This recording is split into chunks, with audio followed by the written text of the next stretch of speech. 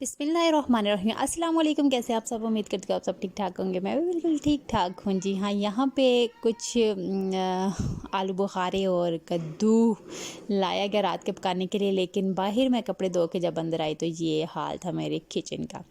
अब चुटकी मैंने कहा है बजाऊँ और ये साफ़ हो जाए, लेकिन मेरे आलिस ने साफ़ होने का नाम लिया है। अच्छा, गर्मी बहुत है तो यहाँ मैंने किचन पे ना छोटा सा ना पंखा रख लिया है कि और कुछ नहीं, पसीना तो सूख ही जाएगा मेरा। आजकल आपको पता है गर्मियाँ हैं और बच्चों ने अपना ही एक शुगल लगाया होता है। शाम के 7 बज चुके थे और मेरे कपड़े धोना ख़त्म हुए तो मैंने कहा क्यों ना इन दराज को ऊपर से साफ़ किया जाए। दिन भर की मक्खियाँ इन पे बैठी होंगी और उसके बाद ही बर्तनों को धोया जाए।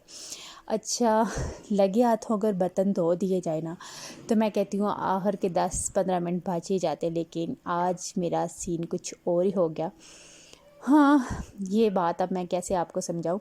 खैर, मैं यहाँ कपड़े-शपड़े धो के रही तो मैं जब अंदर गई, बल्कि अंदर नहीं गई, पौधों को पानी डाला। कुछ चीज़ें ऐसी होती हैं जो हम वक्त पे कर लेना तो बहुत आसान रहता है, लेकिन हम जब उस चीज़ को थोड़ा सा सुस्ती करके कायली करके छोड़ देते हैं ना तो फिर वो ना काम ख़त्म होता है और वक्त ऐसे चुटकियों में गुजर जाता है कि वक्त का तो पता ही नहीं लगता।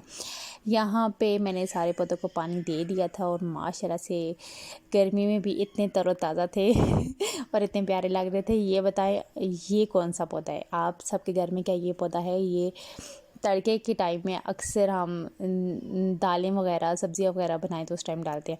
अच्छा, बच्चे जिधर जिधर गए उन्होंने अपने अपने रंग दिखाए हैं, मतलब पूरे घर में उधम मचा के रख दिया है।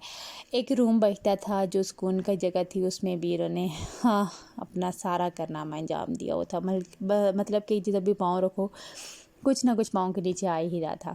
और ये क्यों हुआ? क्योंकि मैं बाहर कपड़े धो रही थी और थोड़ी सी मेरी लापरवाही की वजह से इतना तो मच गया। खैर, यहाँ पे मैंने लाइट बंद की। सबसे पहले मैंने किचन साफ़ करना था क्योंकि वहाँ बर्तन पड़े हुए थे जो जिनको मेरे अलावा किसी ने भी नहीं धोना था। हाँ, क्यों धोते? क्योंकि मैंने ही धोने थे अगर हों जो मैं। हाँ, तो यहाँ पे मैंने मतलब जिधर मैंने नज़र दौड़ाई ना कुछ पड़ा ही हुआ है।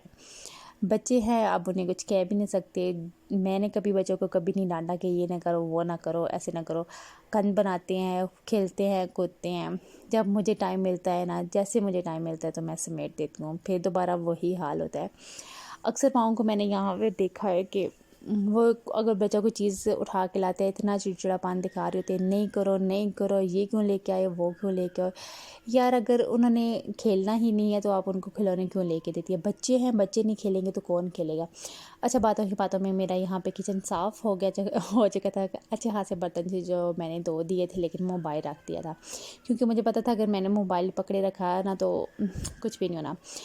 अच्छा, सेल्फ़ केयर में ये है कि अगर आप पार्लर अफोर्ड नहीं कर सकती, वही 30-35 100 में आप क्या करें ना, अच्छा सा फेशियल घर में रख लें। यहाँ मैं अपनी स्किन के अकॉर्डिंग डर्माकोल का फेशियल घर में रख लिया था। उसके बाद मैंने फेशियल किया और मैं चल पड़ी बाज़ार जाना भी कुछ ज़रूरी था। कुछ मेरी किचन की चीज़ें भी ख़त्म थी, कुछ हाँ सामान भी लेना था और कुछ 1-2 जोड़े लेने थे, इसलिए मैं चल पड़ी बाज़ार।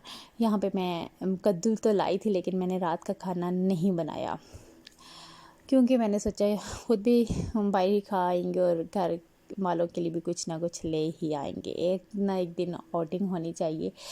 वैसे भी अच्छी खासी मैं थक चुकी थी।